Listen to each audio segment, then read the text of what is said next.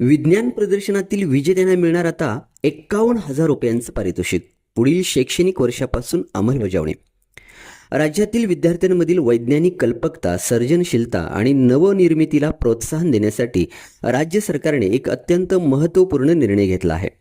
शालेय शिक्षण व क्रीडा विभागाकडून आयोजित केल्या जाणाऱ्या राज्यस्तरीय विज्ञान प्रदर्शनातील बक्षिसांच्या रकमेत वाढ केली असून शैक्षणिक वर्ष 2026-27 पासून ही सुधारित रक्कम विजेत्यांना देण्यात येणार आहे. शालेय शिक्षण मंत्री दादा भुसे यांच्या पुढाकाराने 10 फेब्रुवारी 2026 रोजी झालेल्या मंत्रिमंडळ बैठकीत या निर्णयाला मान्यता देण्यात आली आहे.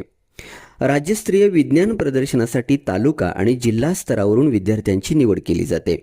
या विद्यार्थ्यांना प्रोत्साहन मिळावे म्हणून बक्षिसांच्या रकमेत सुधारणा करण्यात आली आहे.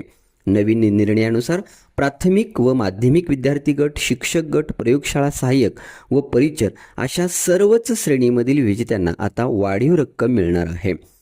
प्रदर्शनातील प्रत्येक गटातील प्रथम क्रमांक पटकावणाऱ्या विजेत्यास 51,000 रुपये देण्यात येणार आहे.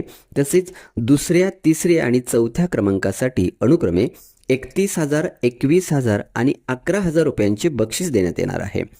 उत्तेजनार्थ 3 क्रमांकासाठी प्रत्येकी 10,000 रुपयांचे पारितोषिक निश्चित करण्यात आले आहे. बक्षिसांच्या रकमेत केलेली ही वाढ केवळ आर्थिक नसून ती राज्यातील प्रत्येक बालवैज्ञानिकाच्या जिद्दीचा आणि मेहनतीचा केलेला सन्मान आहे. यातून भविष्यातील महान शास्त्रज्ञ घडतील असा विश्वास मंत्री भुसे यांनी व्यक्त केला. आदिवासी आणि अपंगांसाठी ही बक्षिसे. या निर्णयामुळे सर्वसमावेशकतेवर भर देण्यात आला असून आतापर्यंत दुर्लक्षित राहिलेल्या आदिवासी आणि अपंग प्रवर्गातील विद्यार्थ्यांनाही रोख बक्षिसे लागू करण्यात आली आहेत.